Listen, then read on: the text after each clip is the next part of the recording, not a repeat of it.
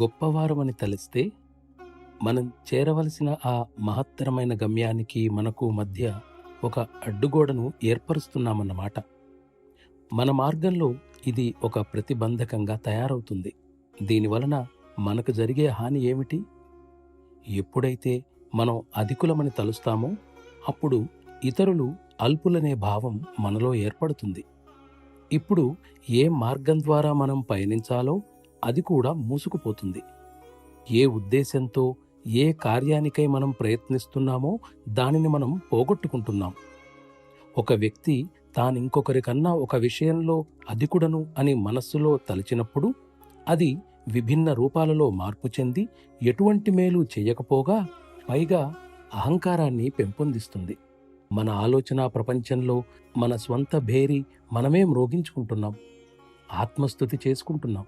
ఫలితంగా ఎంతో పోగొట్టుకుంటున్నాం. అహంభావం వ్యక్తిలో ఒక లోపం. దీన్ని తొలగించనంతకాలం వ్యక్తికి తన ఆధారం ఏమిటో తెలియదు.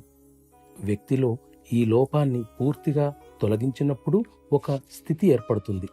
ఆ స్థితిని ఈ ఆధారం అనే పదాన్ని ఉపయోగించి విశదీకరించడానికి ప్రయత్నం చేశాను. అట్టి స్థితిలో జీవించటమే మానవ సంస్కృతి.